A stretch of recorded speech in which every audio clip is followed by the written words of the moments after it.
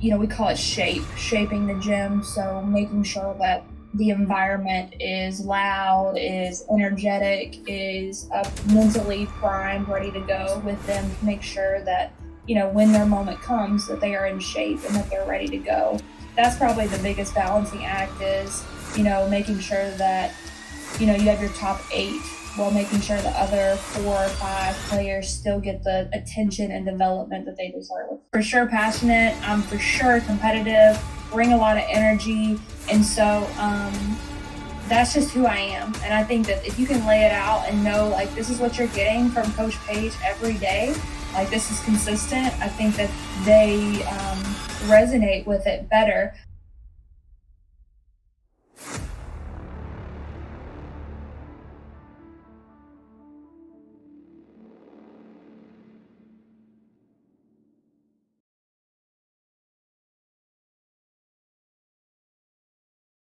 Hello and welcome to the Reflective Coach podcast with Coach Luca. I hope you've been enjoying all the content recently and that you've been keeping up to date with your journey as well as progressing within your coaching journey. It is really appreciated all the engagement that you give, and I hope you continue to enjoy all the episodes and content which I share with you. I'm very lucky and welcome basketball coach Paige Love. Paige is the first basketball coach to appear on the podcast, the first alternative sport other than soccer to appear on the podcast, and the first female basketball coach also to appear on the podcast. So a few accolades there for Paige, and it is very welcome to have someone from an alternative sport discussing about their philosophy, their approach, the work with the athletes that they have, the delivery, alternative sports and how that looks in terms of takeaways that you could integrate within soccer, how they work with players differently, considerations for how they structure games and programs, or how breaks within a game may change tactical approaches or decisions, and how this could then go into an SSG, for example, and then relay different tactical approaches and information throughout, and then giving scenarios. So just a few considerations of how you could transfer what they're doing in basketball into soccer. But this was such a wonderful episode, and I had a great time speaking to Paige. And it was great because as much as I love basketball, in terms of my background knowledge of it, it is very low. So I was a bit of an amateur going into this conversation with Paige, and I had no idea when it came into most of the questions that I had around the technical information. I could have researched this, I could have had the extreme amount of information on basketball and rules, etc. But I wanted to go in as a novice. I wanted to go in very raw, knowing that I could ask any question, and hopefully that curiosity and not knowing what the answers were for myself, I was able to learn throughout it while asking so many raw questions, which would lead to so many great areas and decisions. It was very good to have Paige on because she has such a great background within her sport. She has so much success and she is at a very good level. Now she talks about the differences in terms of national college levels, the men's game, the female game, how that looks then at college level, and then the differences, how that could transition players, or the difference in those programs and how that could be a benefit as well as a drawback. It was very interesting to see those differences amongst those programs, and the considerations behind that, and especially if you want to look into it further and listen to other basketball podcasts, because these coaches are so great, and there is another basketball coach up and coming on the podcast, then there is such a great background within that, and I can't wait to speak to more coaches from this world because I love basketball and I just want to learn more about it as much as possible. But she also talks about the structure, she talks about the principles and approaches to games, work with the players, recruiting players, developing them, her philosophy, how this looks, the, again, tactical approaches and how this may change in terms of roster size, rotations, tactical approaches, the fitness levels, the periodization, and there is so much within this episode which is great. I absolutely loved this episode, and it was great to speak to Paige, and it was great to go in with a very blank background or knowledge around this so I could be raw going into it. This is such a wonderful episode. As always, continue to add to your journal, continue to add to your notes, continue to learn and take away. You can listen to the podcast on Spotify and YouTube, as well as watch now on Spotify, because the video versions are being uploaded. You can also check it out on Podcast Addict, Twitter, LinkedIn, Flickr, and TikTok. It's at TRC Podcast _ on Twitter. It's Anthony _ Luca 96, as you can see on screen. It's a Reflective Coach podcast everywhere else. If you could drop a like, drop a follow, drop a subscribe, it is really appreciated, as well as leaving a comment. Every subscription, every follow that you give really does help the podcast, especially amongst YouTube, Spotify, and Twitter, as well as LinkedIn. They're the core areas for followers and subscribes. So please do consider dropping that, and it really does help the podcast, and I hope you enjoy these episodes as much as possible. For me, this is Coach Luca on the Reflective Coach podcast with Paige Love. Have a great time. Enjoy this episode. It's certainly a top one.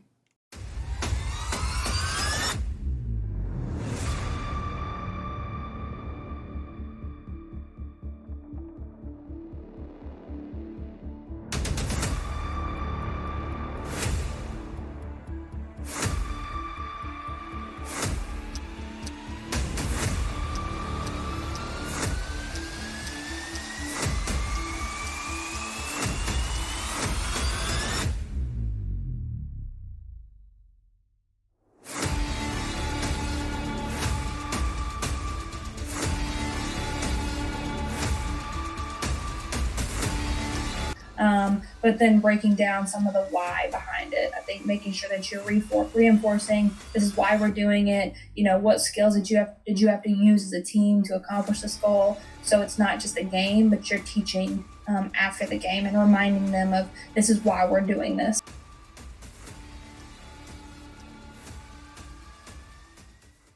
Hey, how are you? I'm good. You okay?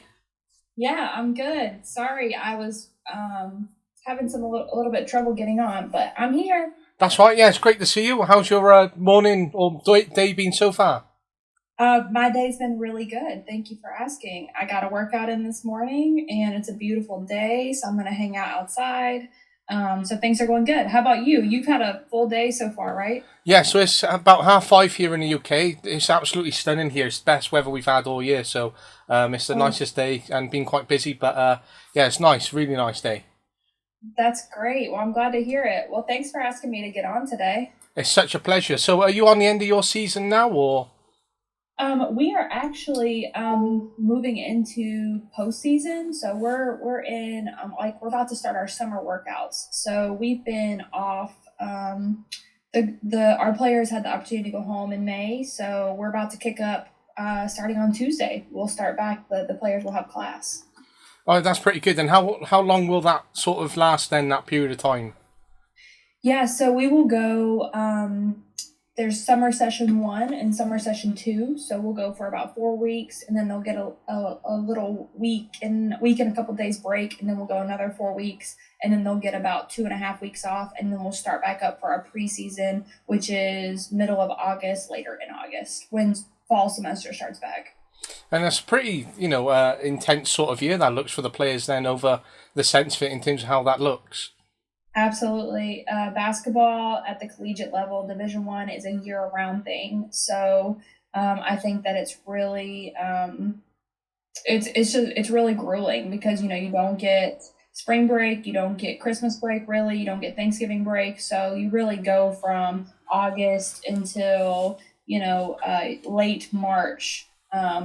With that's a full season. So and then you go right into April, March is postseason.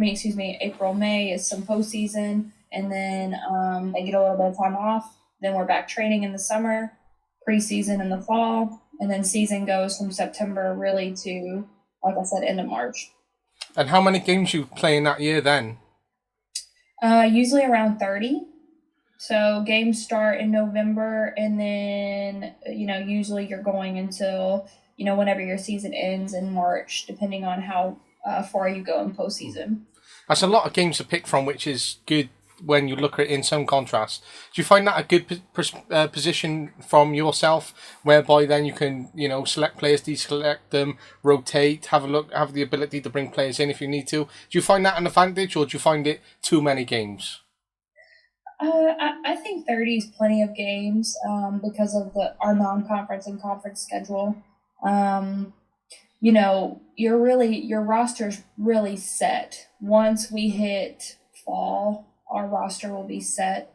And so, you're just going to have to puzzle piece and work people in or out of the rotation. But, I think any more games than 30 would be a lot for our athletes. But it is fun when if you can extend your season through postseason play. when it comes to tournament time and it's win or go home, or survive in advance. I think that gets really fun. But once season starts, you pretty much get in a routine of this is what we're doing, so it kind of just not becomes monotonous, but you know what you're going to get. Yeah, of course. And that leads into a sort of thought I had before you came on. And, when you have that amount of games and you have that quite intense season, do you tend to factor in then fitness sessions in terms of your training program? Or is that something that you'll sort of build into a session naturally because of how often you have games and how many training sessions you have then? Or do you build fitness in? Yeah, I think we do a really good job of working with our performance team, and our strength and conditioning coach does a really great job of making sure that the athletes are in really great shape as far as aerobic capacity goes for our season. I think the biggest part is, your kids that are playing, 30 or 40 minutes a game, they're in really good shape. You got to make sure that the kids that aren't playing as much, you do some additional cardio or additional fitness with them to make sure that, when their moment comes, that they are in shape and that they're ready to go.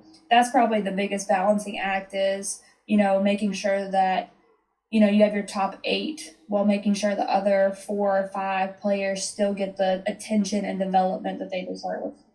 Definitely sounds interesting. And how long do you tend to have training sessions for them when you plan them and deliver them? Yeah, I would say, earlier on in like October, September, October, early November, our practices maybe around 2.5 hours. As the season goes on, I think we tailor it to about an hour, hour and a half, because, just to make sure that we are conscious of wear and tear on their bodies. Um, and then any additional on top of that is usually, with your position coach. So you may be getting up extra shots or, working on a specific defensive coverage. So I think we do a good job of making sure we do our team stuff, but then our coaches are available and present for anything additional needs based on position, or if someone's really struggling with this, or someone needs to get up a lot of shots for repetition, that we do a good job of getting in the gym with them and continuing to develop them.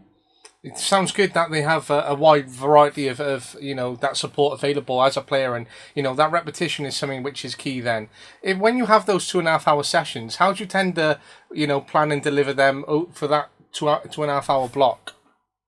Yeah, we usually do, a solid warm up. So as far as making sure that our gym is ready for, we call it shaping the gym. So making sure that the environment is loud, is energetic, is mentally primed, ready to go.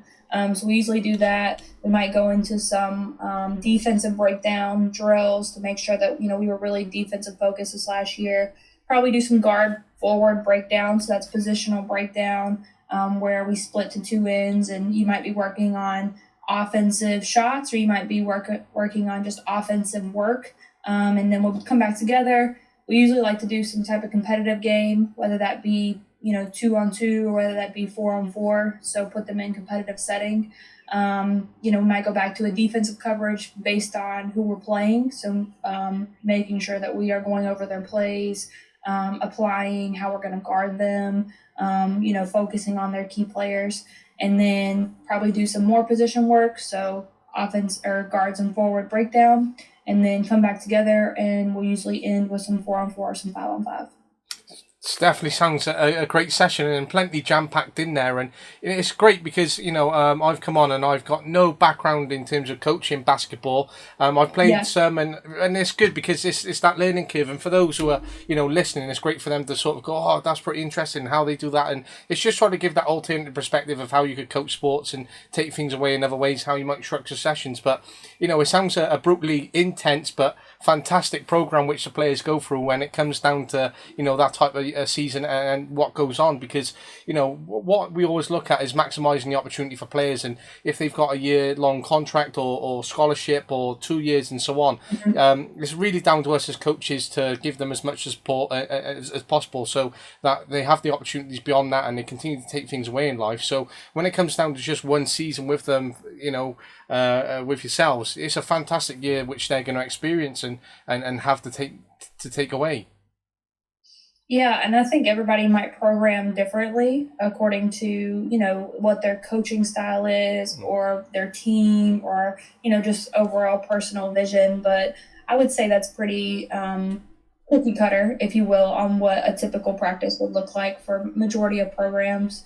I do think we do a really good job of development as far as pouring into them outside of practice because during practice, you're not getting up a lot of shots or not, you don't have a lot of individual attention. So we use those individual sessions with them to focus on what they need to get better at, capitalizing on their strengths. And I think that's been a huge part of us having retention. So the transfer portal is really big for our like women's basketball, especially and men's basketball. And so retention is really key for us to make sure that we're developing players as such. It's great that you are developing players and that they're coming through, and that vision which you speak about, I think is key, especially on that different perspective of coaches. Now, when it comes down to that American basketball, it's huge right across America how big the sport is in itself. Over here, we tend to follow four pillars in the FAW in terms of Welsh coaching. So the first one's going to be physical, second one's technical, third one's tactical, fourth one is psychosocial. Do you tend to follow a four-pillar national syllabus in that sense, where that comes right down from, say, the top national governing body for basketball, or does that sort of differ in terms of how they outlook? How does the basketball program tend to work across the country from, say, top down? Yeah, I don't know if this is, a universal model. I would say this is just my personal model, but we're always going to be person focused first. And then you're going to be student focused. You're going to be and then you can be player focused. And then I think adding a community element on there, and that community can tie into, their professional development, their community development. I think you can put those into one, but we're always going to coach from a sense of you're a person first, and then you're a student, and then you're an athlete. I think when you have that flopped, whether you're focusing on athlete first, I think with this generation you can get some backlash from them because they have to know that you care, and so if they know that you care, then you can get more out of them. But that would be just my personal model. And then with community and professional, you've got to make sure that you're setting them up for success once they leave your program. So they have to be great ambassadors in the community, but also setting them up for professional success. So helping them get internships, helping them with resume building, helping them with interview skills, putting them in those different situations or different leadership positions. So they're set up for life. And that's a great model to have, because you're essentially sandwiching it in that sense, because you're putting person first and then you're relating that to community on the fourth aspect then. And again, that is a people built, and it's great because once those athletes leave, then they're going out and benefiting that community, or looking at that environment, how they're learning, how they can benefit others and so on, and that people first. So I think what you're doing there is a really good model to have, because every program, it comes to an end at some point, and these individual and athletes go on and continue to live their lives, and we only have a small touch on the part of their life, and no matter how long they live for. So for me, it's really important to have that indent on them. If they're continuing to look at, oh, do you know what, I had a really good personal experience, and then they've continued to go off and do things beyond their scholarship once we're in the next round of coaching players, I think that's a really good sort of model to have.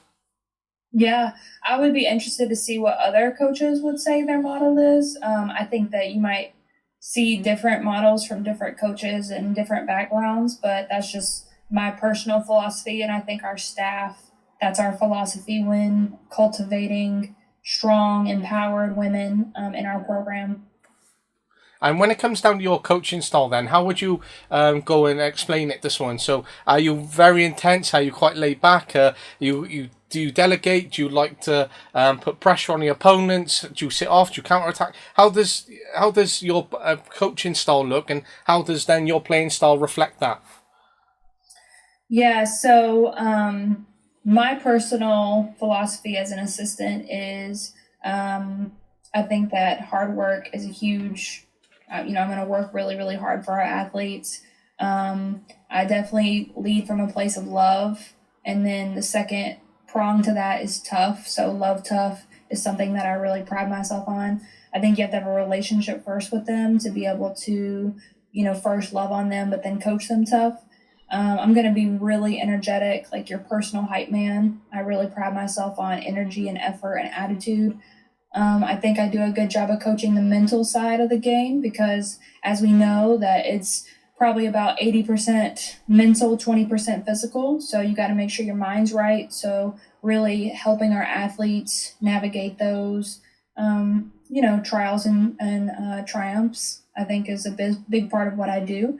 But as far as our philosophy, we are up tempo. We want to get out and run in transition. We run a ball screen offense, so everything's predicated on our players making reads and players making plays off ball screens. And then we are defensive focused. We do a really good job of scouting opponents and trying to take away their weaknesses. And our players really buy into that. And we work really, really hard on being great one-on-one defenders so that we can be better team defenders. But that's I started with my personal philosophy. That's how I coach as an assistant. And then I ended with our team philosophy as far as a basketball sense.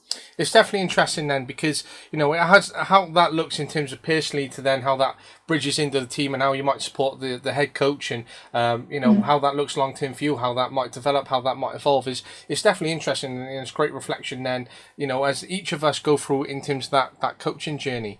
And when it comes down to it then and you've got, say, playing principles and how your team wants to look in terms of, that energy, etc., in football, we might play 11 aside, 4-4-2 or a 4-3-3, 3-5-2 and so on. I might have a set of principles and then I might fit the players to fit the principles, or I might get a set of players and I'll interlink and change principles dependent. Is that the same with you? Do you have a set principle and fit the players to it, or are you happy to interchange that to fit the team? Yeah, I think that's a great question because as coaches, you can have your core philosophy, but at the same time, you have to meet your players and meet your team where they're at. I think that that starts a lot with recruiting. So making sure you're recruiting athletes that fit your philosophy, but also once you assess them and assess their talent and assess their skill, what can we do effectively and what can they buy into effectively? I think that, as coaches, we can get stubborn at, this is what we want to do. This will be most effective.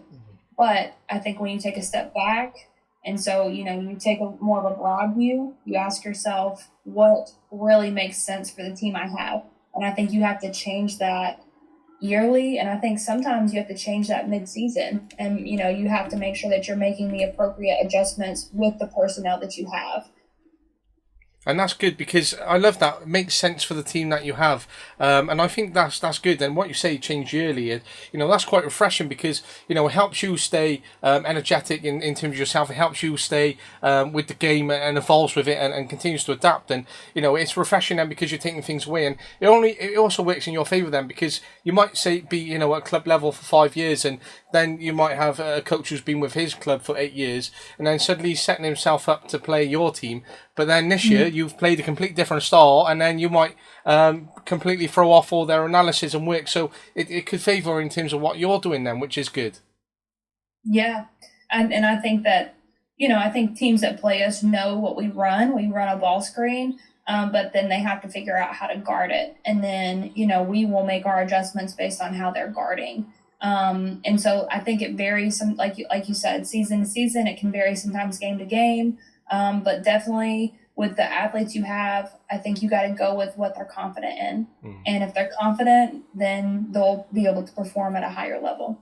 And when it comes down to, that performance and trying to get them to perform the next level, is there anything that you do off the pitch in terms of fully focusing to try and help them? Or is it just sort of building into that program, as you say, and having the additional support?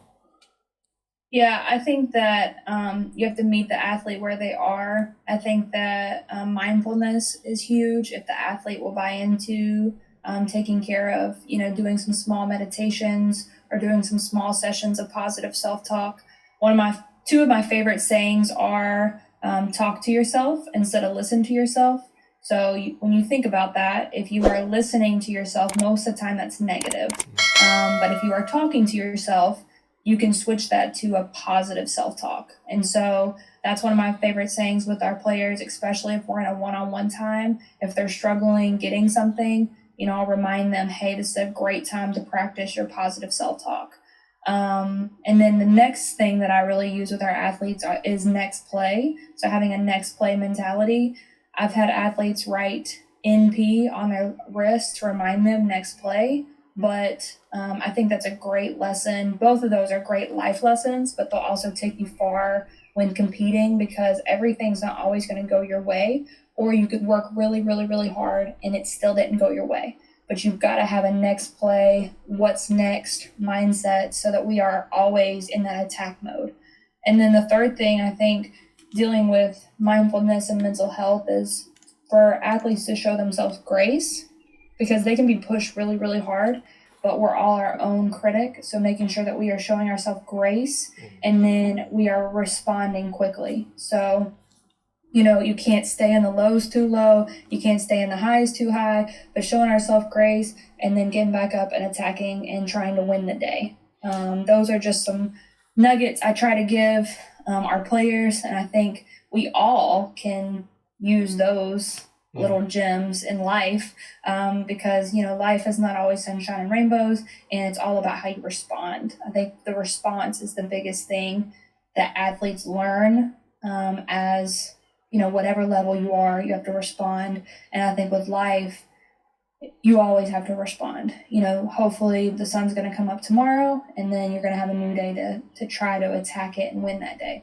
Well, I really love those little nuggets, and they are some key takeaways. And in my head, I'm thinking already, how can I make some shorts off this following? But it is good because, sport is talked about being that intense program and getting players through and looking for scholarships or being professional and trying to get up through the game, etc. But when it comes to talking about grace, which is an absolute first out of every interview that I've had, I think it just shows where we have to sort of stop, think, and then go, right, do you know what? We can actually give ourselves that period of time to blow off steam, or we can take off a bit of the pressure, or stop being so intense, or let's reduce the amount of time that we're spending on training sessions to, as you say, watch the burnout of players and try not to impact them too negatively. And I really like that in terms of that grace and what we must show ourselves, because we're too often to push ourselves, and we forget that we're in a moment. But realistically, there's so many achievements which we have, or so many great moments, but we don't stop, and then suddenly there's just things of the past, and we're like, oh, do you know what? I actually wish I spent more time reflecting on this, or having more time to do this, or spent more time enjoying it, etc. Absolutely. I think it's a life skill that we all, I can do a better job with showing myself grace, because typically if you are in a coaching role, if you're in an athlete role, you're very competitive, and you're going to be your hardest critic. And so I think it serves as a reminder of that. Okay, take a breath. Let's take a step back. Let's show ourselves some grace, and then let's see where we can learn from this. I love to say you win some and you learn some. If you have that mindset that you are never losing, but you're always learning, it's, unfortunately to the public, you're judged based on wins and losses, but I think you have to reframe your mind to how you're judging yourself. If you give your best effort, if you give your absolute best, then that's all we can ask for.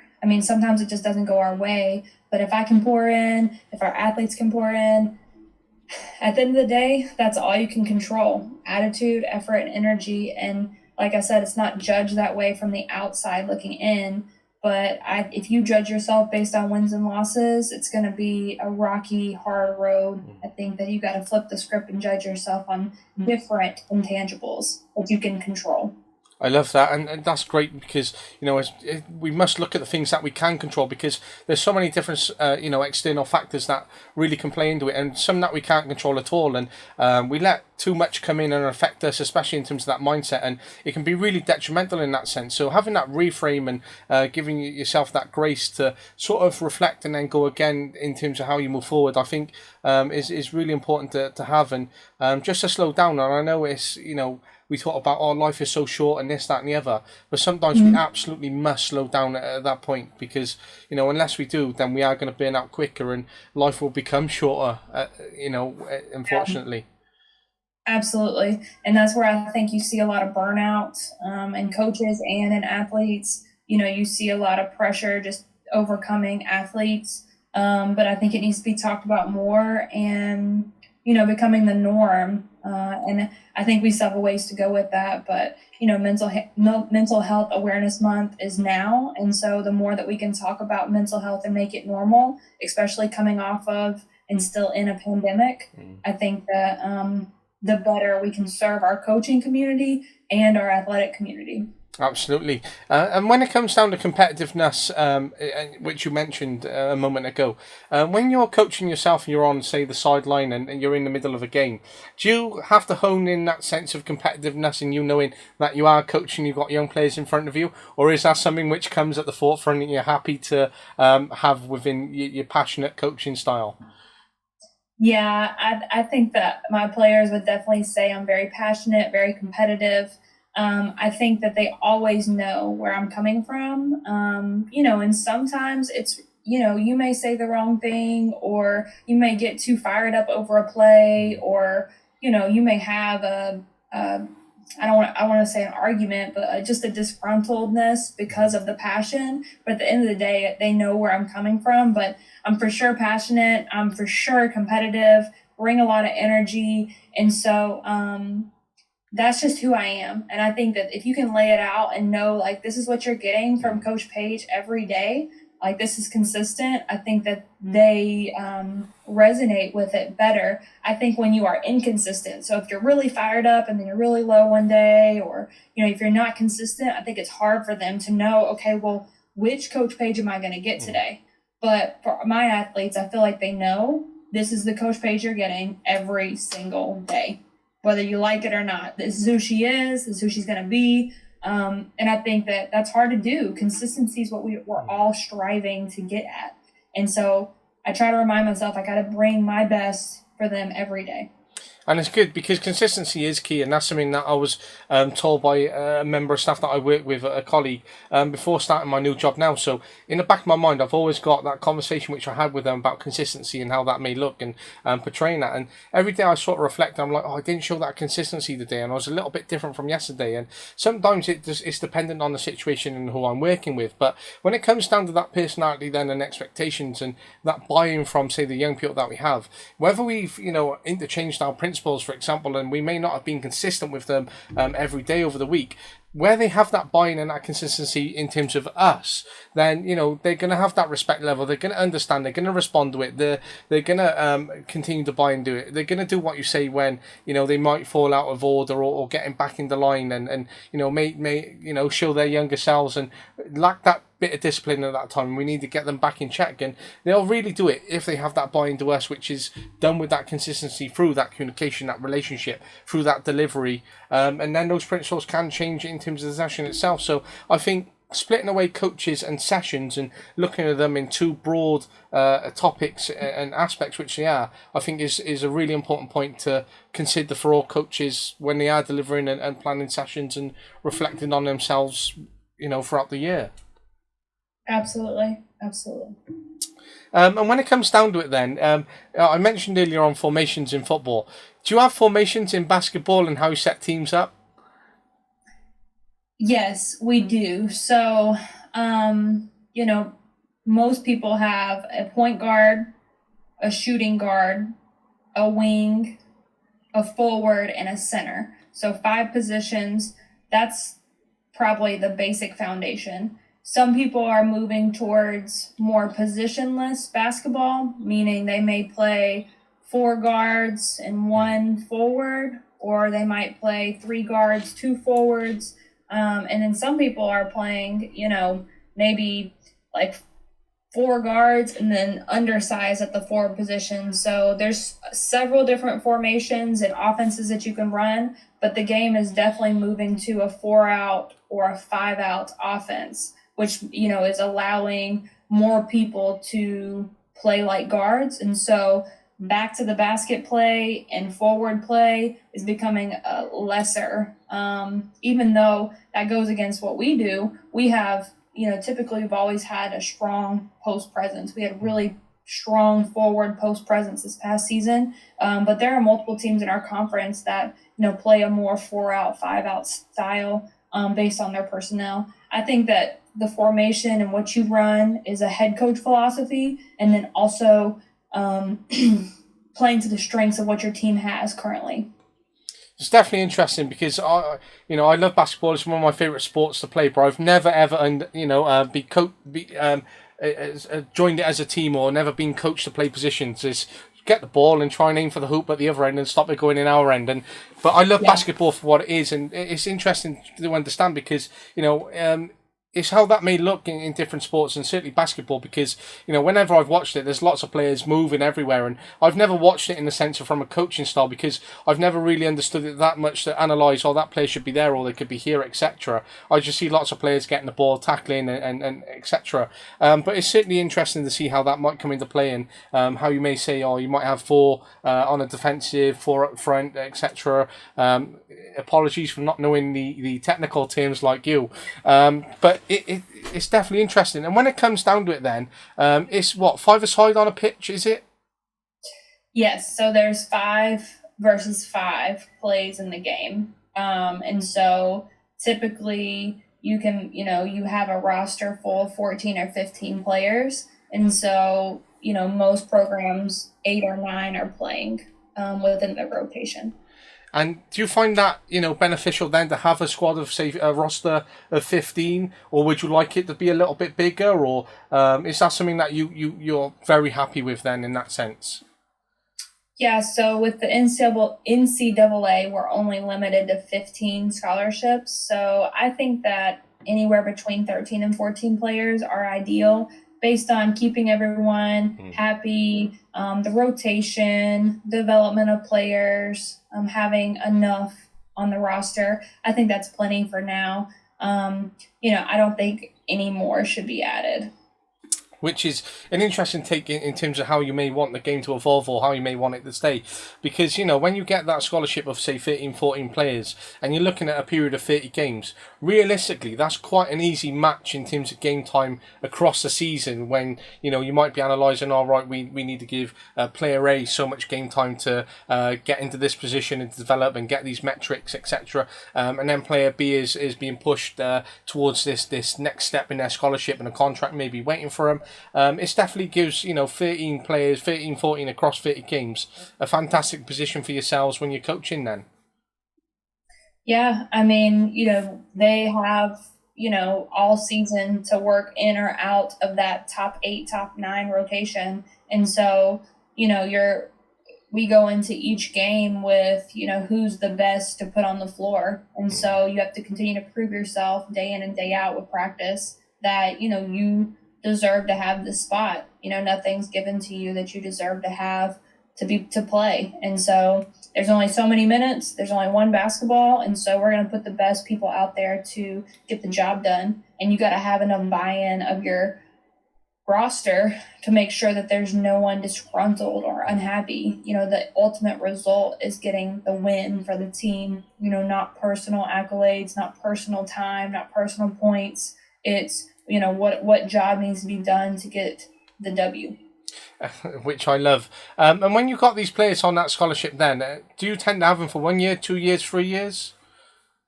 So the scholarship's set up annually, so it has to be renewed each year. Ideally, you would want those players for 4 years. So they come in as a freshman, sophomore, junior, senior. With the transfer portal, it's been, you can have a freshman, and then they get in the transfer portal, so they're only with you for 1 year, and that goes on as such. But the idea is for them to be with us for 4 years. And when it comes down to saying that period of time, say for 10 years for yourself, and the amount of players which might have come through and then you've coached and may have helped progress or seen drop out or come through and recruiting, do you find that refreshing then over the 10-year period, or do you find it difficult in the sense of stop, start, go again, repeat and rinse in that way, or is it something that you thoroughly enjoy in terms of, I could do this for say 20 years, 30 years for example? Yeah, I love the recruiting aspect of it. You're always trying to recruit the best players for your program. I think that seeing a kid stay for 4 years and who they were as a freshman to who they are as a senior is very rewarding as a coach. That's ideally what we want. It goes back to they grew as a person, they grew as a student, they got their undergraduate and sometimes graduate degree. They grew as a player. They started off here, and these are their numbers their senior year. These are the accolades that they've accumulated and records that they've broken over those 4 years. And then you see how, okay, well, what's the next step for you? How were you in the community? What are you doing next professionally? I mean, that's why I coach, to empower young women, to make them better than when they got here. And so if they can stay in our program for 4 years, which we've been able to do a great job of retention with those, and not many players are in the transfer portal from us. We just had 6 COVID seniors, so that means that they were in our program and they played their 5th year with us. That's incredible, and I think that shows how much we pour into our athletes. That shows how loyal they were, and that shows that this is a really great university at Texas State. Absolutely. And when it comes down to being at the university itself, obviously you have women's basketball, men's basketball, soccer. How many other sports tend to offer that scholarship then at the uni that you're at? Yeah, so each program is different. I don't know exactly the breakdown scholarship per sport. I can only speak to ours. And so we're able to offer 15 scholarships for our program, and it's up to our staff whether we want to use all 15. And we're really blessed to be able to do so. But that's pretty universal Division One. But in terms of that sense, though, are you if you were at the university, how many other sports are, say, offering a scholarship program then at the university? Yeah, so I'm honestly not 100% sure. I really only feel comfortable speaking on women's basketball because every program scholarship breakdown is different. So I don't want to misspeak on that. But like I said, I can only really speak to what our scholarship breakdown looks back. It was only a thought in the back of my mind because, if you're at that university level and say they're offering, say, 7 or 8 different sports across the campus and what's being offered to total scholars that are coming in, say that your metrics were X, Y, and Z and you didn't meet them this year, would then, operationally that change in terms of how your philosophy may look then in terms of the women's basketball and how that may be highlighted for that year to, progress compared to the other ones? Or is it that it's a continuous program and, whether you reach those metrics or not, you're still having success? Does that really matter then from an operational, political level, shall we say then? Yeah, I think it's the same each year for us. Like I said, it's pretty universal for women's basketball Division I to have 15 scholarships. And so, each year that's the pool that you're working from, and that, our university, we want to graduate student athletes and win championships. So, those are the 2 goals each year. And as a staff, we've got to make sure that we're meeting those goals. And, creating great ambassadors from Texas State through our women's basketball program. Absolutely. It's just that, thought level of a university that I'm in work with, and a program's being cut because of the numbers. And it's just that consideration of, say, you have 4 years, you've had these scholars, not a single championship was won, the amount of players which then, are succeeding a low, for example, but the soccer program was excelling at that point. It was just a consideration as to whether the university where you're at would go, all right, we're reducing funding for women's basketball this year because we want to pump it more into soccer, or whether it's, they're happy to maintain that quota across. It was just that operational consideration in terms of how that may play out and whether it would affect your program in that sense. Yeah, that would be a directional administration decision. Most likely in our profession, if you are not winning and producing, then they're going to go a different direction with the staff. They're not going to punish the athletes. They're going to go a direction. They might think that leadership needs a different leadership needs to have a different position. So that's where you see a lot of turnover in women's and men's basketball and football. Turnover. You've got to win, you've got to produce, or they're going to find somebody else to take that leadership position. And at that university level, then across, say, all the positions for coaches, do you find yourself at a lot of scrutiny then to have that succession, or is it, you don't feel it and you just carry on with coaching? Yeah, I think it goes back to you do your best, and you try to do your best every day. Obviously, the goal is to graduate student athletes and win championships, and so hopefully you have the formula to do so. And I think it goes back to everyone's different, but if you put that pressure on yourself, that's a personal decision because it is societal pressure and pressure from the outside to win. But at the end of the day, you got to do your best. You got to give your best effort, and you got to make sure that you're doing right by the kids and for the program. And if you do that, at the end of the day, you just let the chips fall where they may. And it's good that you have that because there's a lot of scrutiny, there's a lot of pressure because over here in the UK, say I was at Southampton University and I wanted a basketball coach, we would employ a basketball coach, but then if they didn't have the success over 4 years, it'd be a lot more difficult then just to sack them in that sense. But in American sport, then is it quite easy then to go, all right, I want to sack Paige and bring this, bring Andrea in, she doesn't perform, and then I'm going to sack her, and then I'm going to bring someone else in. Is it quite easy in that sense then in American sport just to sack and replace? I think it just depends. I think it depends on the vision. I think it depends on so many different factors. I do think that you see a lot of turnover, as far as changing positions. But I think it's varies case by case. And if you are coaching in collegiate athletics, you have to know that is the ultimatum, is to make sure that you are winning and that you're producing a solid program. And so with that being said, I don't necessarily think it's cutthroat, but I think you have to know the reality of the situation and that, you are in a high pressured, high performing job.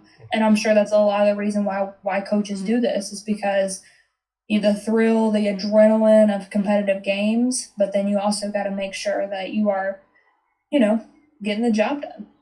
Of course, and coaching isn't easy. It's not a world that everyone opts for, and I think you have to be a little bit relentless to be in there as well as reflective and have that willingness to be in a sport which is has so much scrutiny and there's so much pressure, especially when there's so many environments, and you've got the parents, players, stakeholders, and as you said earlier on, it's maintaining that balance so no one's disgruntled, and it's something that which falls on us as it does in all leadership positions, but in coaching, unless the results are there as well, and they're quite widely broadcast in terms of those expectations and the money that's pumped in. That scrutiny is higher compared to being in another job or another sector, for example. So it's brave being in coaching, but it's certainly rewarding at the same time. Yeah, I think you hit it on the head. You're brave to do it, but it's so rewarding, and you just have to know what you're getting into. And if you have great leadership and great administration, then it makes the job easier. And so, luckily we have a phenomenal president, we have a great AD, I have a phenomenal head coach as a boss. So when you have that trifecta, I think it makes coming to work and doing the job easy. You don't feel like you're working. You just feel like you're doing what you love. And when it comes to the coaching then and doing what you love, how did you then get into coaching yourself? What's your journey into it? Yeah, so I played basketball in college. I played at UNC Asheville, which is a Division I school in North Carolina. I grew up in North Carolina, so played there for 4 years. I ended up being a graduate assistant at Texas State for 2 years. I got bumped up to be an assistant coach at Texas State for 2 years. I had an opportunity to go home and coach at my alma mater, UNC Asheville, for 2 years. And then I just finished up coming back to Texas State. I finished my first season back. So, had a great journey, learned a lot. I'm going into my 6th year coaching. So it's super exciting. And really blessed to be able to do what I love. And there's a lot of sacrifice that goes into it, but it's very rewarding. And I really love what I do, but more importantly, I love the people that I work with, and I love the athletes that I work with. And I'm sure they'll reflect the same. The athletes love you as well, and it's great that you're doing what you love and that you're in that position to continue following it, which is great. And you mentioned earlier on that position which you have as assistant coach. Is it on the outlook and horizon for you to be a head coach long term for you, or are you happy to stay at assistant level? How does the future sort of look for you? Yeah, I get that question a lot, and it's really hard for me to answer. But I'm really big on growing where I'm planted, so really be present where my feet are. I think I'm a really good assistant coach. As a head coach, you have different responsibilities and you lose some of the things that you do as an assistant. So I'm not sure if head coaching's in my long term plan. It's not off the table, but it's not in the forefront. I just want to continue to be the best version of Paige that I can be. And I think right now that's me flourishing in this assistant coach role and just really just continue to try to grow myself and just continue to try to pour into my athletes to make them the best version of themselves.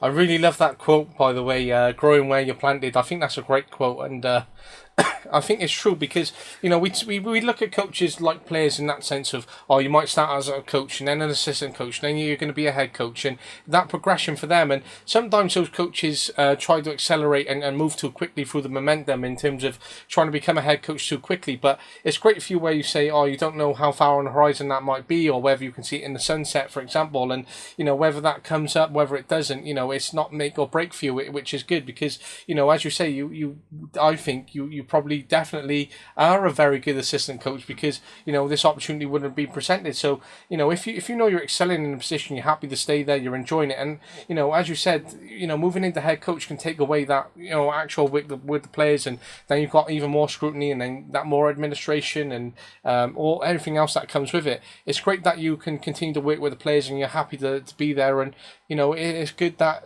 you're enjoying what you're doing and where you're at. Yeah, I really do love it. I think that if you're in this position, you gotta love it because it's a lot of hours, a lot of time invested. You're away from your family a lot. There's a lot of sacrifice that goes into our sport, so you definitely have to love it because it's like we've said earlier, it's really hard, but it's also really rewarding. So I'm happy. I'm really happy to be in the spot that I am today. And it's good that you're there and enjoying what you're doing. And when it comes down to continuing to develop and evolve, and we talked about that philosophy and that playing style and the expectations and the principles. Do you then have non-negotiables for the team and how they're managed across the board? Are they different to then those playing principles for you? Yeah, I would go back to our program's core values: respect, accountability, trust, and communication. I think we usually go back to those when referring to non negotiables or intangibles. And then, we start from there, and then, we coach from that sense, coach from those core values, where we recruit to those core values, we teach from those core values. And if we ever have to go back to, this is why we did it, then we always can go back to those core values. And it's good that you talk about the values because, as you coach, you teach, you build, you recruit against them. Sometimes when you look at recruiters and bringing players in, yes, they might bring exceptional players in, or they brought in players because they have certain characteristics and they may fit the squad. But realistically, some of these characteristics might go against the values, or the player that they recruited goes against them. And therefore, that culture, that environment which is trying to be built and reflected doesn't actually look like that because it's not synergizing because what you've done over here and compared to what you've done over there, it looks completely different, and then you're trying to push them all together and then it becomes mangled in that sense. Absolutely. I think it goes down to making sure that you, as a staff, that you meet those core values. Whoever you bring into your program meet those core values. Because at the end of the day, you want to make sure that you're recruiting high character people from a staff perspective and a team perspective, so that no one's bucking or fighting the vision of the program.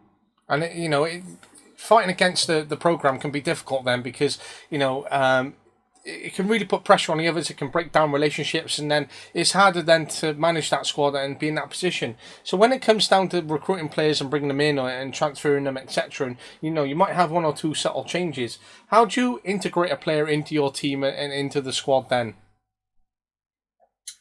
Yeah, we do a lot of team building. We do a lot of activities as a team. We do a lot of stuff in small group settings so that, we're building solid foundational relationships.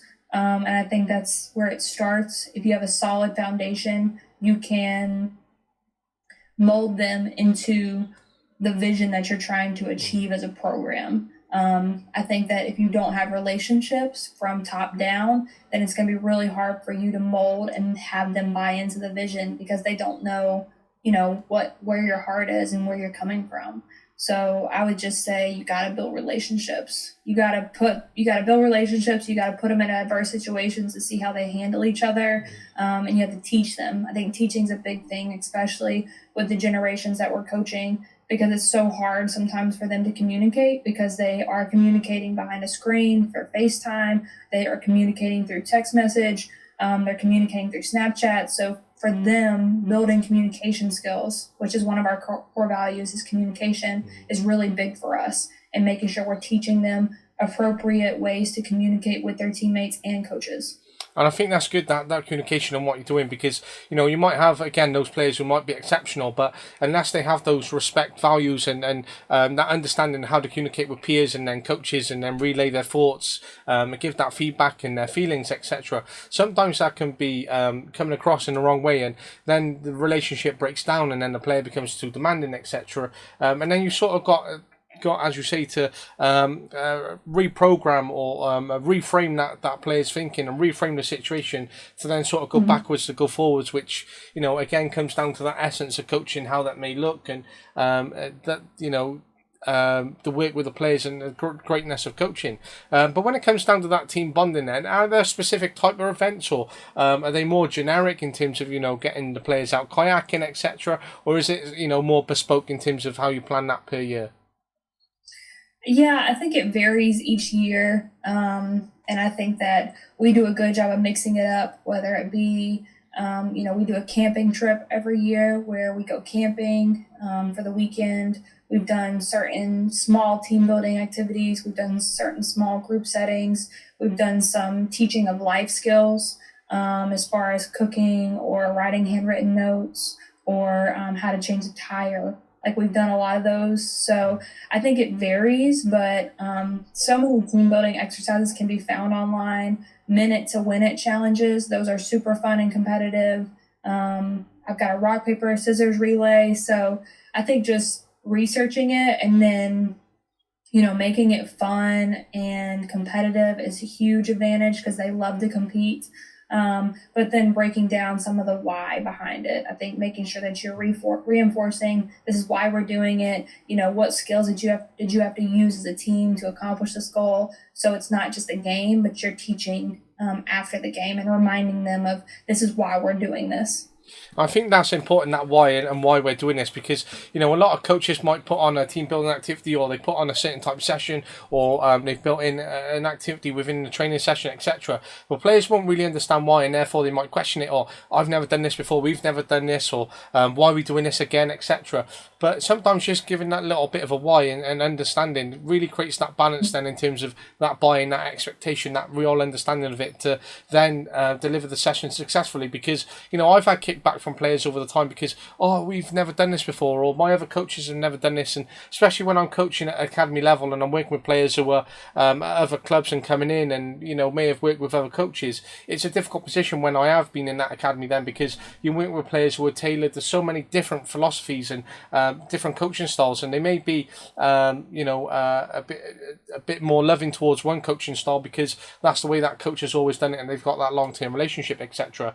So that why factor factor I think is really important, and it's just a key takeaway for coaches really to have and understand, because it's all well and good to plan sessions, etc., and whatever, but unless you're really delivering the why, and I think the same goes for all stakeholders when those parents, those carers, etc., because they might ask questions of Paige and go, oh, why isn't Lucy playing a little bit more often, or why hasn't she had good game time, or why is she out of position, or why have you put on one-to-one sessions, or why is she getting extra coaching? And a lot of parents might ask that, especially on a scholarship program, and just sometimes going back with, oh, the purpose of this is, and why we're doing this, and the long-term outcomes. I think it is important in that sense. Yeah, I'm big. You got to explain the why, especially with, I feel like this generation of athletes, they want to know why they're doing it. They don't just do it to do it. Sometimes, 10 years ago, you probably would have just done it because some coach said so. Well, I think this generation, they want to know why. Why are we doing this? And I think once you explain it, they're good. But I definitely think explaining the why is important. Absolutely. And when you're in a game then yourself and you're managing it, I think a game of basketball split up into 4 quarters, isn't it? Yes. So the women's game is 4 quarters. Men's college basketball is still first half, second half. So 2 halves. And when it comes to those 4 quarters, do you find that more beneficial, or do you find it a detriment to that momentum, or it's a good time to stop, reflect, and go again? How do you like the quarters for yourself? Yeah, I'm a big fan of the 4 quarters. NBA, so professional basketball on the men's and women's side play 4 quarters. We play 4 quarters. So the only sport that doesn't play 4 quarters right now is men's collegiate basketball. In the basketball world. So I think the 4 quarters is great. I think it breaks up the game. You can, go, hey, let's win the first 3 minutes, or, let's win the last 2 minutes, or, let's try to win 3 possessions in a row. So I think you can break it down in smaller increments so that you can get those smaller wins, smaller victories. It's just a question that I had because there was a game of football on today in Germany, and it came down to 2 teams, and there was literally a point between them. So one had to win to go on and win the title, and one had to win and hope for the other team to lose. And it came to half time, and one of the teams was losing 2-0, and the other team was winning 1-0. And the team that was losing 2-0, they were out of the title race at that point. And the team that were beating them 2-0, I was like, is this a good time for them to have half time? Because are they going to stop that momentum in the second half? Is it going to be detrimental to them, especially in a clinical game at the end of the season like today? And the game ended up 2-2 in that sense, and therefore the other team went on and won the title. But it's just that thought process of that momentum, and then how that then would look over that 4 quarters is, all right, you're stopping 4 times, you're going again 4 times, you're having to get players off when they may be right in the middle of their thought process and where they might find themselves on a high, and that might be quite difficult to sort of then manage then in that sense. But it's good that you see it as a benefit in terms of those 4 quarters and how that may look. Yeah, I think it's really beneficial. I played in the era where there were my first 3 years of college basketball was in halves, and then my last year of college basketball was in quarters, and I really liked the quarters better than I did the halves. And do you think then, by playing the halves and the quarters then at that college level, do you think it was just a way of looking at the game differently, or preparing you in different ways, or is that just down to the program and how that looks? Why do they play halves then and others play quarters at those college levels? I'm not sure what sparked the difference. Maybe the professional leagues, so NBA and WNBA, they play quarters, and so it sparked college women's basketball to change into 4 quarters. And then at the end of the game, you can have a different strategy with advancing the ball and giving you a better opportunity to score. So I'm not sure what sparked the change. However, I'm definitely pro quarters, and it just breaks the game up in smaller chunks, and I think it's more beneficial for the athletes. Definitely interesting though, because if it's national that it is 4 quarters, then why at college level below that, why would they go and play halves in the men's game? Which is just an interesting outlook from the outside to sort of consider why they're doing it, for example. Yeah, absolutely. And I think that there is discussion that the men's collegiate basketball may go to 4 quarters, but it hasn't happened yet. Well, Paige, it's been great to have you on for this hour. I know weather's great and it's in the middle of your day, and originally we planned to have it earlier on, and I'm very conscious that I don't want to soak up the rest of your day, and it's been great for someone who doesn't know basketball to get those insights and talk about coaching and that philosophy. But before I let you go, I'm going to fire 9 quick fire questions at you. Is that all right? That's perfect. No worries. So who was your role model? Role model. One person comes to mind. It was my dad. It's been a huge role model. I talked about attitude, effort, and energy a lot on this talk, and he still does, just preaches that to me, is that all you can control is your attitude, effort, and energy. So I would say my dad's a huge role model when it comes to my coaching philosophy and who I am today. I love that. Especially strong. I love it. I really love that. If you could spend a day with any coach or manager, who would it be? It would definitely be Pat Summitt. She passed from Alzheimer's, but she was a legendary coach at Tennessee, and I think she has a lot of the core values that I do, and I would love to spend a day with her and just pick her brain. That would be great, and so much to take away, especially when they reach in legend capacity and what they've achieved. If you could manage any player existing right now, previously, right up to the national levels, who would it be?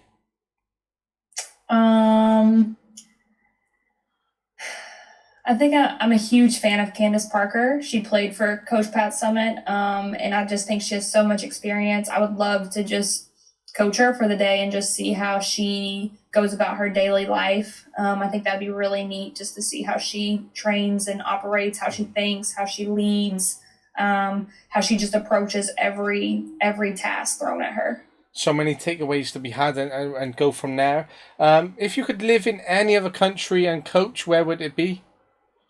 Live in any other country and coach. I would say I've always wanted to visit either Greece or Australia. I think that those two would be really cool. Never been to either, but I think that would be really, really neat. And in terms of that long term, I know that you said about it. Does going abroad factor in at any point for you, or are you very happy in America? I've never thought about coaching overseas. So you just sparked that. Yeah, I've only just thought about visiting and being a tourist in those countries or those places. But I don't know. That's interesting. I'm gonna have to write that one down and get back to you. No, that'd be great, and especially if you do. Because say I was a basketball coach here in Britain, the most perfect place would be to go is America. A great national sport, so many opportunities, massive on it, and it would be sort of right. Get to America and then see every opportunity in front of you. Whereas when you sort of go from America and you go right, am I going to go abroad? Unless it might be football and trying to get to the Premier League where there is billions of pounds spent. If you're leaving, and it's like, why would an American off the biggest platform for sport, i.e. basketball, American football, leave to go abroad? And it's just an interesting concept of how that might look. Yeah, I'd never thought of it before. No one's ever asked me that, so it's good to write down and just kind of reflect on that, at a later point. But it's a good question. You never know. You might be out in Greece at some point and tanning it up, living it up, enjoying life. Yeah, that'd be pretty cool. If you could have any job in basketball, what job would it be? My current job. Yep. I love my current job. I think someone asked me the other day, "What's your dream job?" And I said, "I'm in it. I love what I do. Really, really, really love it." And that's an absolute first of an answer on the podcast. A lot of people say, I'd love this job and that job, but that is an absolute first. So kudos to you once again in this conversation. You might have already answered this earlier on, but if you had to have someone describe you in 3 words, what 3 words do you think they would pick? 3 words they would pick. I think that they would say that I'm just like a really genuine person. I think they would say I'm really good at building relationships. And then I would say that I bring really great energy, and that, that they can kind of feed off that. I love that, and that certainly I agree. If you were back to your younger self and there were 2 cars placed in front of you, one of them was going to be what you're doing now, but starting out coaching and having that longevity, obviously being younger to now, and being that basketball coach, or one saying, right, you can have a full career as a full professional basketball player, but you can only pick one or the other. Which one would you have gone for at younger self if you could have the opportunity to go back? younger self would have totally chose professional career. I had a Lisa Leslie jersey as a kid. Like I would have loved to play in the WNBA as a kid. Love it. And now sticking with coaching, say the opportunity came to you at this age. I'm not good enough, but if I was good enough, absolutely I would play. Brilliant, love that. I'm sure you are, and just not giving yourself enough reflection there in terms of that grace. If you weren't the basketball coach, what would you be doing? I wasn't a basketball coach. This is a great question. I've thought about this a lot. I really like to do CrossFit. So I would say that I might start like CrossFit coaching. So, not basketball coaching, but still having that coaching umbrella, teaching, molding, something within the CrossFit or the health realm. I've also thought about being a professor. I think I'd be a good professor in exercise and sports science. So those would probably be two routes that I would try to go if I didn't coach. Interesting, and you never know what might happen in the future. If you were to coach another sport, what would it be? If I were to coach another sport, it would be a toss-up between volleyball or softball. Involving a ball in the hands and getting it up there. Interesting. And you, again, I think I know the answer to this one, but what do you love most about coaching? My favorite part about coaching is being with the age group of 18 to 24-year-olds. I mentioned it before, but seeing them as an 18-year-old and then seeing how they grow and evolve. Really big on empowering them to be stronger women. And I think that's why I coach. I think you can use basketball as a platform, but you can have your hands in developing these young women into being like, who they want to be. I want them to remember me as, I was Coach Paige, but I also was their biggest fan. I was there for them if they needed anything. I helped, develop them. I challenged them, and sometimes that's what I want to be. I want to be the coach that I had as a player.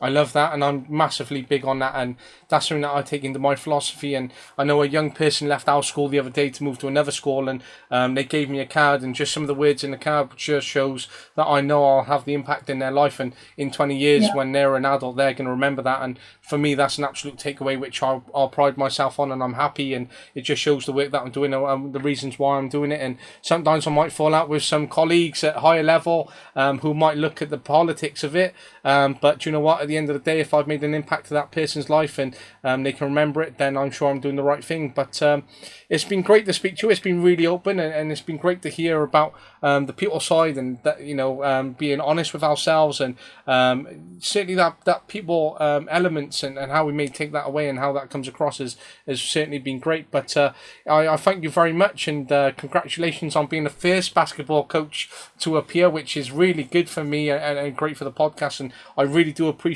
it. I've enjoyed it, and again, thank you, especially in the middle of your day, and willing to come on, and I hope you enjoy the great weather you have, and definitely stay in touch. But it'll be great to see where you go. But thank you from me.